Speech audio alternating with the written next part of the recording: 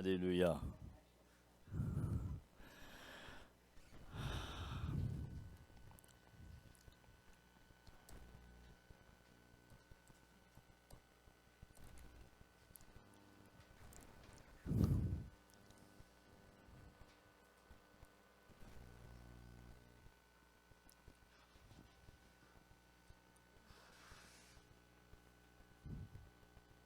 C'est-tu parce qu'il n'est pas changé, là? On n'a pas. Le voilà. Amen. Merci beaucoup. Bien gentil. Alléluia.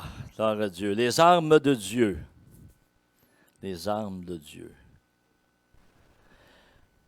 C'est intéressant à travers la parole de Dieu, surtout dans l'Ancien Testament, le peuple d'Israël qui a fait face à plusieurs ennemis et les armes de Dieu qu'ils ont eues pour vaincre l'ennemi. Et ce matin, c'est là-dessus qu'on va parler. Pour nous, la parole de Dieu nous dit dans Éphésiens, « Revêtez-vous de toutes les armes de Dieu. » On sait que dans ce chapitre-là, on n'a pas à lutter contre la chair et le sang, mais contre les esprits malins. Des fois, on peut avoir des voisins ou je ne sais pas, là, quelqu'un qui, on a l'impression qu'on a un combat, ils sont contre nous autres, c'est un ennemi. Mais en réalité, il faut réaliser que l'ennemi réel, c'est Satan des esprits malins. Et cette semaine, je ne l'ai pas tout écouté, finalement, je n'ai pas eu de temps. C'est hier, ça, hier soir. Vous savez ce qui se passe en Ukraine, non? C'est comme, ça vient un petit peu de nous attaquer tout le temps, ça. Moi, aussitôt qu'ils ont parlé de ça, là, que la Russie est entrée, il me semble que ça me faisait mal, là, tu sais. C'est des étrangers pour moi, là, les Ukrainiens qui restent là, je ne les connais pas. Mais, je dis, regarde, c'est des êtres humains. Pourquoi les envoyer les choses? Tout simplement pour essayer d'accaparer ou je ne sais pas quoi qui est l'idée en arrière de tout ça, là. Mais c'est pas bon, en tout cas. C'est pas bon, là. Peu importe la raison, là, il n'y en a pas de raison pour faire ça, là. Et ça nous fait mal, là. Et j'écoutais un petit vidéo c'est un Ukrainien. Il est pasteur aux États-Unis actuellement. C'est en aux États-Unis, il avait 13 ans. Puis là, il raconte que le début, c'était assez pour me faire une idée, là. Quand la Russie, la Russie a joint, ça c'est loin en arrière, a joint l'Ukraine avant la Russie, là, l'Union soviétique, là. Là, il avait fait des promesses à l'Ukraine qui étaient pour les aider, etc. Puis ça a été tout à fait le contraire, là. Ils en ont arraché avec eux autres. Finalement, je pense je ne sais plus en quelle année, là, que l'Union soviétique, ça a été dissous, puis la Russie, finalement, tout un paquet de pays. Il y en a une couple là, qui se sont rejoints là. Puis là, la Russie cherche, actuellement, le Poutine là, cherche à ramener tous ceux-là comme ce qu'il y avait dans l'Union soviétique. C'est d'ambition ou peu importe, là. Mais, et on voit ce qui se passe, mais l'Ukraine ne veut pas parce qu'il y avait déjà eu des promesses auparavant qui n'ont pas gardé. Puis là, tu sais, loin du bien qu'ils font, ils détruisent tout, là. Puis ils tuent des innocents. Ça n'a pas de sens. Et c'est intéressant parce que la comparaison qu'il fait dans ça, il dit, c'est comme quand il regarde en arrière, l'Union soviétique a comme marié il l'a pris comme une fiancée, puis il l'a pris, puis là, il allait prendre soin d'elle, tout ça, mais ça a été de la maltraitance, puis de l'abus, puis tout ça. Finalement, ça s'est séparé, ça s'est divorcé.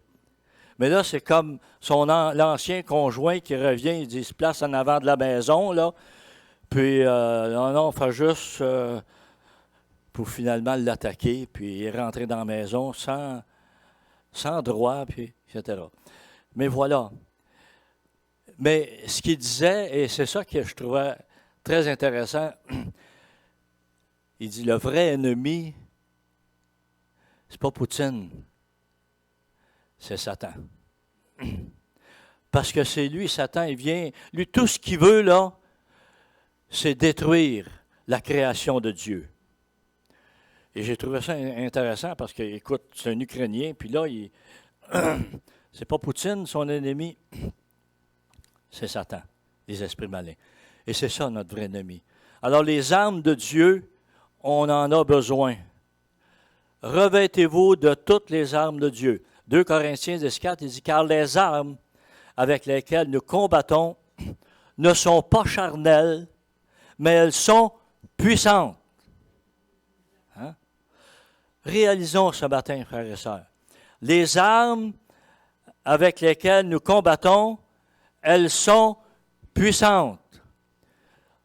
Il y avait un refrain qu'on chantait, je ne sais pas, nos armes sont la prière, l'amour persévérant. Connaissez-vous ça? Non? Ah! En avant, tous en avant, notre chef est tout puissant. Connais-tu ça, Robert? T'es pas assez vieux pour ça, hein?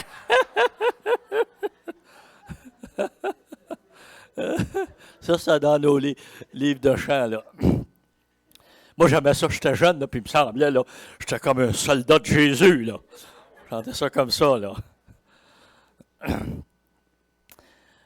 Les armes avec lesquelles nous combattons ne sont pas charnelles, mais elles sont puissantes pour renverser les forteresses de l'ennemi.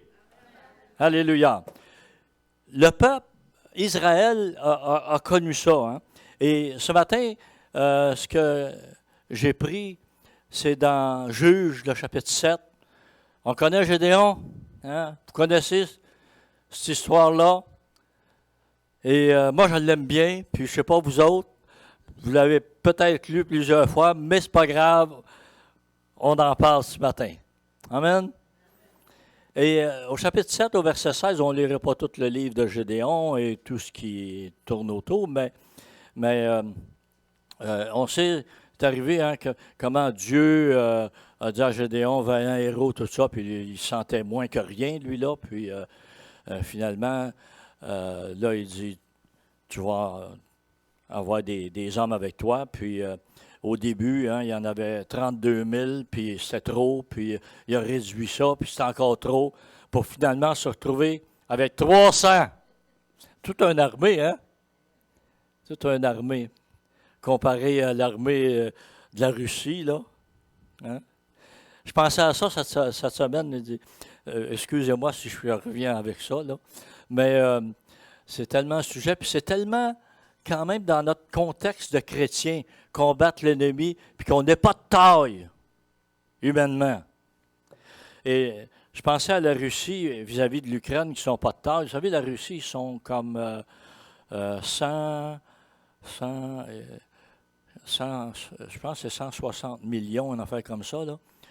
Et puis l'Ukraine sont 40 quelques millions. C'est beaucoup plus gros. C'est un petit peu comme, se faire une idée, c'est un petit peu comme si les États-Unis venaient contre nous autres, là. En fait, les États-Unis, c'est un peu plus parce qu'ils sont dans les 300 millions. Mais, en tout cas, on n'est pas de taille, là, hein? On n'est pas de taille. Et Gédéon, là, c'est comme ça. Il était 300 contre les Madianites, qui étaient une armée, grande armée. Des milliers et des milliers et des milliers. Il était 300. Chapitre 7, verset 16.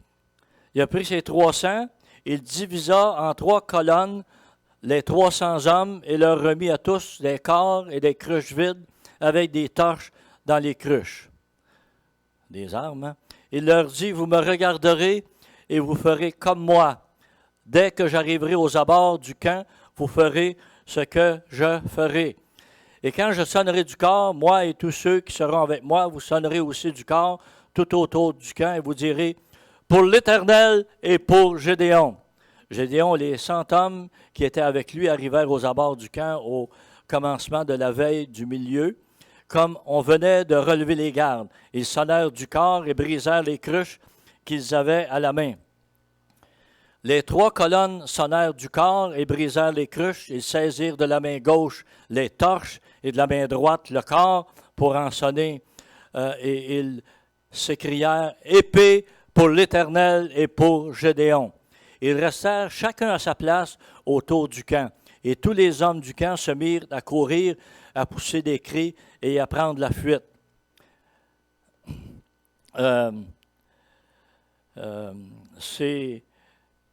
C'est Dieu qui a combattu, là.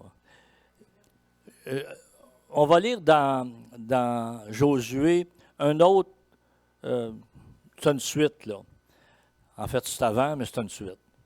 Appliquez-vous avec force à observer et à mettre en pratique tout ce qui est écrit dans le livre de la loi de Moïse, sans vous en décarter ni à droite ni à gauche, pour ne pas vous mêler à ces nations qui restent avec vous. Vous ne ferez pas mention du nom de leur Dieu, et vous ne l'emploierez pas dans vos serments. Vous ne leur rendrez pas de culte, et vous ne vous prosternerez pas devant eux.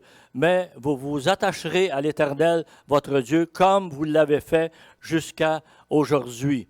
L'Éternel a dépossédé devant vous des nations grandes et puissantes, et personne jusqu'à aujourd'hui n'a pu tenir contre vous. Un seul d'entre vous en poursuivait 1000, car l'Éternel, votre Dieu, combattait pour vous comme il vous l'a dit. Vous savez ce que Gédéon est en train de vivre? C'était pas nouveau, là. Le peuple d'Israël avait vécu la même chose. Dieu a toujours utilisé des armes qu'on n'a pas, là. Lui, ses armes, vous savez, il n'en a pas besoin, il peut juste dire une parole, hein, comme quand il a créé des choses. Mais il a utilisé des choses. Par exemple, quand le peuple juif a été en Égypte pour en sortir, Dieu s'est servi de la nature, hein, des choses qu'on va attribuer à la nature. Hein. Dieu est en contrôle de tout. À un moment donné, dans une des 10 plaies, on appelle ça des plaies, mais c'est les armes de Dieu. Hein? Dieu est en contrôle, c'est lui qui a tout ça. Il s'est servi des insectes, il s'est servi même des ténèbres. Vous savez, les ténèbres, là, ça n'existe pas, ça. Hein? Ça n'existe pas, les ténèbres. C'est juste l'absence de la lumière. C'est juste l'absence de la lumière. Alors, c'est pas surprenant que il y a eu des ténèbres en Égypte. Dieu a juste retiré la lumière. Il a arrêté de briller. N'oubliez pas, quand vous regardez dans Genèse à la création, avant la création du soleil, des astres, Dieu a créé la lumière. C'est intéressant, ça, dans Genèse. Il y avait de la lumière avant qu'il y ait le soleil. Pas le soleil, la lumière, c'est Dieu. C'est Dieu. Et puis dans l'Apocalypse, quand il nous parle, dans la Nouvelle Jérusalem, là, c'est lui qui va être la lumière. Hein? C'est comme ça. Alors, Dieu, les armes, là, il a le contrôle de tout. Là. Il n'a pas besoin d'inventer la bombe atomique. Lui, l'atome, c'est lui qui l'a faite. Je suis certain que c'est beaucoup plus que ça. L'univers, c'est lui qui l'a créé. L'univers, c'est illimité. Hein? Des hommes disent, on estime qu'il y a tant de... Regardez, là. Vous n'êtes pas dedans. Vous n'êtes pas dedans. Vous n'en avez pas de chiffre pour ça. La Bible dit que c'est illimité. Fait qu'on n'est pas capable de le compter. Il n'y en a pas de fin. Un seul d'entre vous en poursuivait 1000, car l'Éternel, votre Dieu, combattait pour vous. C'est ça qu'on a besoin de réaliser. Les armes avec lesquelles nous combattons ne sont pas charnelles, mais elles sont puissantes pour renverser les forteresses de l'ennemi. On n'a rien à craindre, frères et sœurs, rien à craindre. Bien, avec ce qui se passe, on ne sait pas ce que ça va aboutir, la guerre, là. Il peut nous tomber une bombe sur la tête. La Russie, comme les États-Unis, comme d'autres, ils sont capables de nous lancer une bombe sur la tête. Pour nous, on ne craint pas parce qu'on sait où on s'en va. Et c'est pour cette raison qu'on a besoin, frères et sœurs, plus que jamais, de parler de Jésus. Et ce qui s'en vient vendredi, là, ça, c'est un combat, là. C'est un combat, là. Mais nos armes avec lesquelles nous combattons, elles sont puissantes. La prière, l'amour, et c'est ça qu'on veut manifester. Hein? Les uns envers nous, les autres, ici, mais envers ceux de l'extérieur aussi, compris pour ceux de l'extérieur. Verset 16 qu'on a lu dans le livre des Juges, c'est intéressant parce que, vous savez, c'est un Dieu d'ordre et il a donné des ordres à Gédéon. Voici ce que tu vas faire. Gédéon a partagé en 3 le groupe. Il y avait 300 hommes, puis il y avait 3 objets. C'est intéressant, hein? Les chiffres dans la parole de Dieu, des fois, ça nous frappe comme ça. Dieu, c'est une trinité. C'est comme si Dieu veut constamment, dans la parole de Dieu, nous donner des exemples. Il agit. Il agit parce que c'est Dieu qui agit. C'est pas pour rien le chiffre de 3 qu'on retrouve là. C'est comme, il est en train de dire, c'est moi qui est en contrôle. Tout est sous mon contrôle. 3 colonnes, 300 hommes, 3 objets. Hein? Et ce que Gédéon a dit, et ça c'est important pour nous, l'Église, vous me regarderez et vous ferez comme moi. Premièrement, on a besoin de regarder au Seigneur Jésus et à sa parole. Et aussi, ceux que le Seigneur a établis dans l'Église, les pasteurs, hein, les prophètes, les apôtres, etc. Et Paul est devenu comme un exemple aussi. Et il invitait les chrétiens à suivre son exemple comme lui suivait l'exemple de Christ.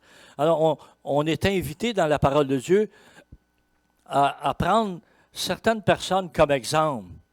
Malheureusement, ça ne veut pas dire que tous les apôtres, les prophètes, les pasteurs, les évangélistes, etc., sont des bons exemples. Hein? Il y en a beaucoup qui ont failli, mais il y en a des bons quand même. Je dirais qu'en général, les pasteurs sont corrects. Mais c'est à nous quand même. Dieu nous a donné un discernement. Il nous donne son esprit pour être capable de discerner. Et lui, il nous dit discerner des esprits, si sont de Dieu. Alors, vous me regarderez et vous ferez comme moi. Alors, vous savez, comme dans l'Église, comme pasteur Robert, qui a mis sur pied ce projet d'évangélisation, on le regarde, puis on fait comme lui. Hein? Il nous encourage à prier, il nous encourage à donner des billets. Et c'est ça qu'on doit faire, là. C'est ça qu'on doit faire. Vous me regarderez et vous ferez comme moi. Si on veut la victoire, vous savez, Gédéon, là, il était 300. Mais si les hommes n'avaient pas fait comme lui, ça aurait été 0. Vous savez, le plan de Dieu, là, des fois, on peut le contrecarrer parce qu'on n'obéit pas. On n'obéit pas à la parole de Dieu. Parce qu'on ne fait pas. On fait à notre tête. Je pense que ce serait mieux comme ça. Quand il y a un projet comme dans l'Église, vous savez, merci Seigneur parce qu'à Varennes, on s'est mis tous d'accord là-dessus et on fait notre possible. Hein? On fait notre possible. L'impossible, c'est Dieu qui le fait, lui. Mais nous autres, on fait notre possible. C'est notre responsabilité. Vous me regarderez et vous ferez comme moi. Et un autre verset dans ce qu'on a lu, il y a beaucoup d'autres choses dedans, mais j'ai tiré une couple de pointeurs là, que je trouvais intéressants. Verset 21, il dit, « Ils restèrent chacun à sa place. » Ils n'ont rien fait. Hein? Ils n'ont rien fait. Ils sont restés chacun à sa place. Et moi, quand j'ai lu ce verset-là, ça me faisait penser dans Habakkuk, un verset que, depuis que je suis jeune, il dit, « Car c'est une vision dont l'échéance est fixée, elle aspire à son terme, elle ne décevra pas. Si elle tarde, attends-la. Si elle tarde, attends-la, car elle s'accomplira certainement. Elle ne sera pas différée. » Quand Dieu met quelque chose dans notre cœur, une vision, on parle de vision ici, ça va arriver en son temps.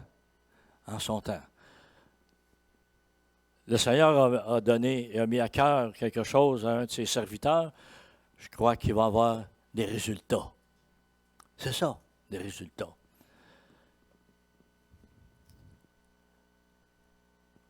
Reste à ta place. Cette semaine, mercredi, on va faire un autre petit effort de prière. Vous savez, la prière, c'est facile, mais c'est difficile. C'est difficile, la prière, de persévérer dans la prière. Alors, combattons dans la prière. C'est un combat.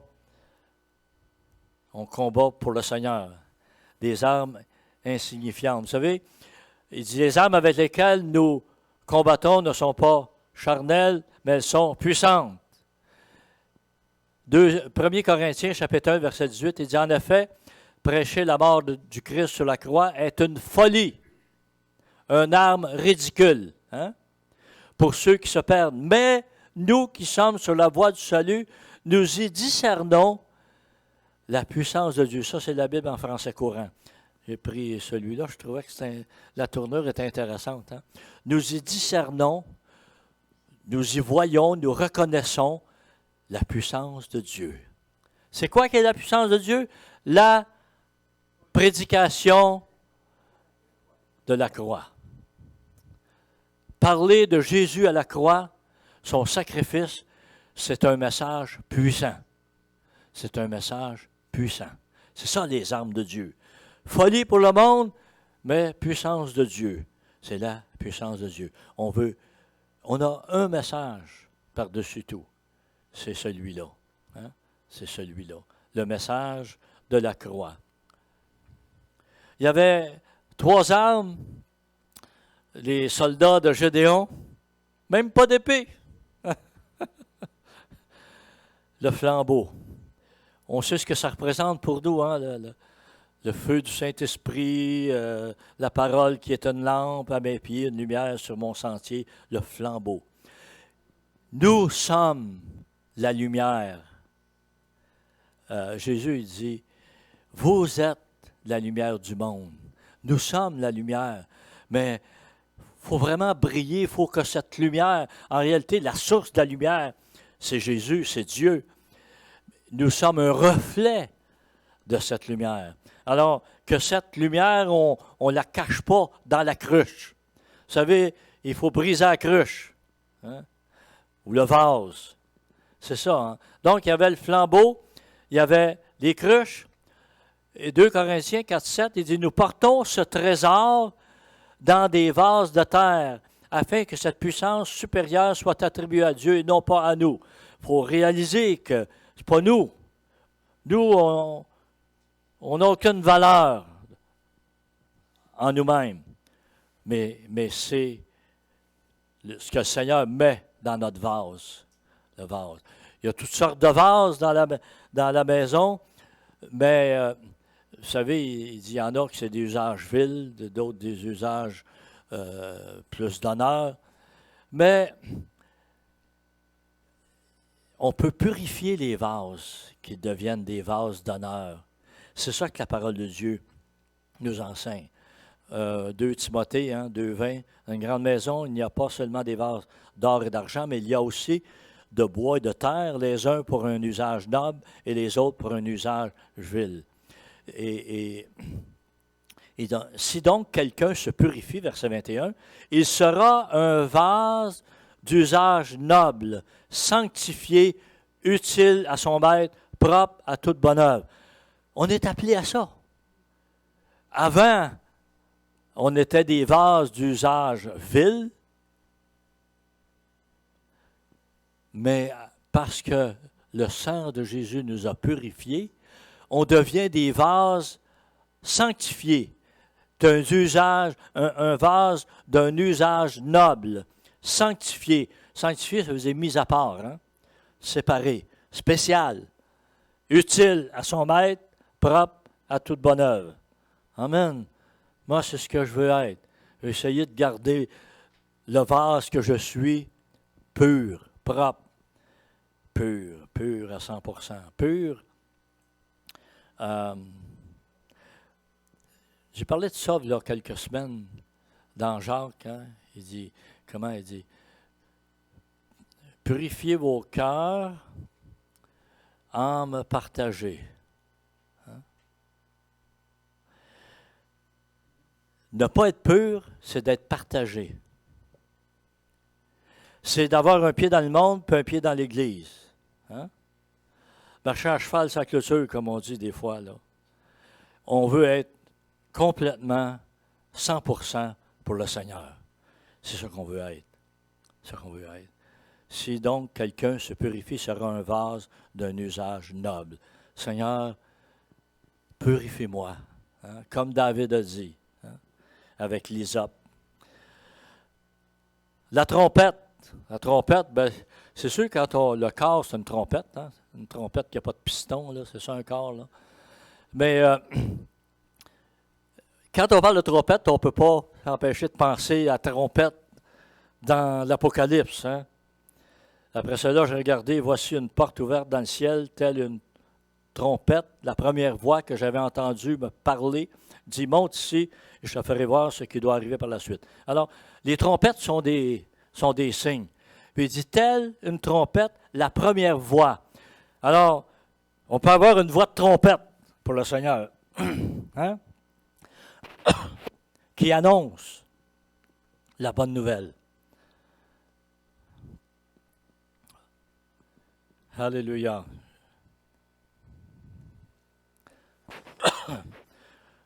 Je reviens dans l'Ancien Testament, 2e Chronique 16:8. Les Couchites et les Libéens ne formaient-ils pas une grande armée avec des chars et des cavaliers très nombreux?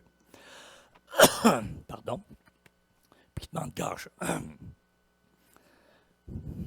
On a-tu de l'eau?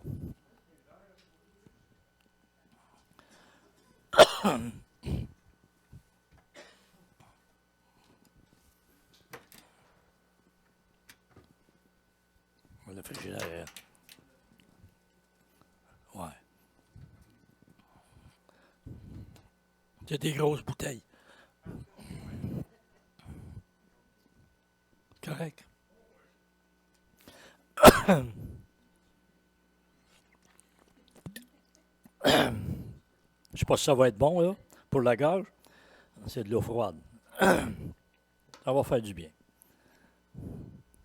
Alléluia. Les Couchites et les Libéens ne formaient-ils pas une grande armée avec des chars et des cavaliers très nombreux? Cependant, l'Éternel les a livrés entre tes mains parce que tu t'étais appuyé sur lui. Il y en a plein de choses, des exemples comme ça dans l'Ancien Testament. Et j'aimerais lire un passage un petit peu plus long dans Josué, un autre exemple. Et la raison que je fais ça ce matin, c'est qu'on comprenne que ce n'est pas juste une occasion d'une fois, là. Dieu, quand il y a un besoin qui se présente, il est là pour nous aider. Il est là pour nous aider. Des armes de Dieu, il n'est pas en cours, lui. Et il est capable de combattre pour nous.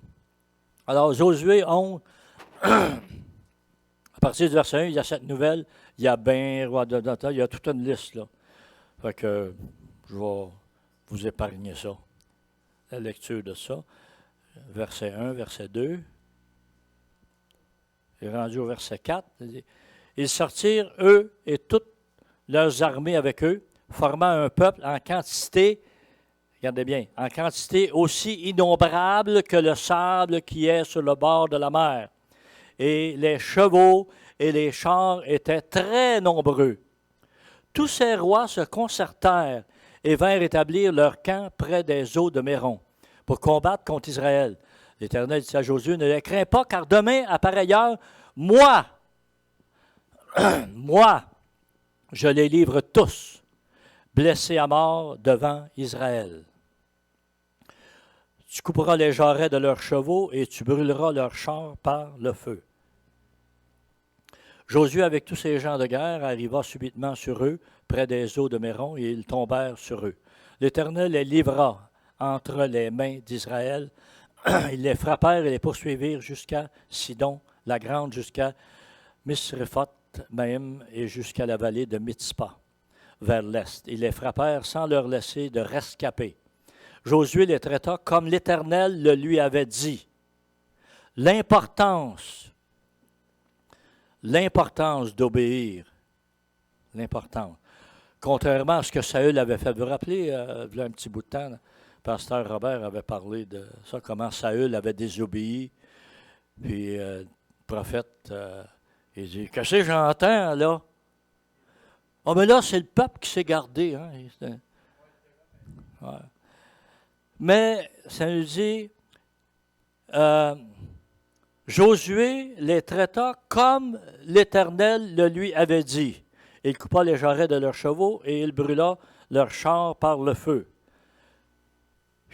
Il a tout détruit.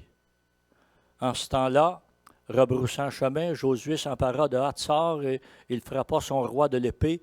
En effet, autrefois, c'était Hatzor qui était la capitale de tous ces royaumes. On frappa du tranchant de l'épée et l'on voit à l'interdit toute personne qui s'y trouvait.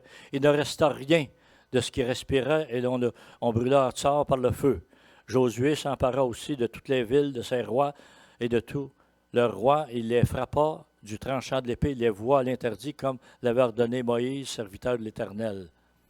Mais Israël ne brûla aucune des villes situées sur des collines, à l'exception seulement de Hatzor, qui fut brûlée par Josué. Les Israélites enlevèrent pour eux tout le butin de ces villes et le bétail, mais ils frappèrent du tranchant de l'épée tous les hommes jusqu'à ce qu'ils les aient exterminés, sans rien laisser de ce qui respirait. Ce que l'Éternel avait ordonné à son serviteur Moïse, Moïse l'avait ordonné à Josué, et Josué l'accomplit. Il ne négligea rien de tout ce que l'Éternel avait ordonné à Moïse. Voyez-vous? Le plan de Dieu n'a pas changé. C'est un ordre qu'il avait donné à Moïse. Et on sait toute l'histoire de Moïse qui n'est pas rentré dans la terre promise, mais il a transmis l'autorité à Josué. Et Josué a fait exactement ce que Dieu avait dit à Moïse et ce que Moïse a dit à Josué, qui venait de Dieu. Détruire les peuples parce que c'était des peuples qui païens, qui avaient plein de Dieu, qui étaient rebelles, qui ne voulaient rien savoir de Dieu. C'est ça la raison.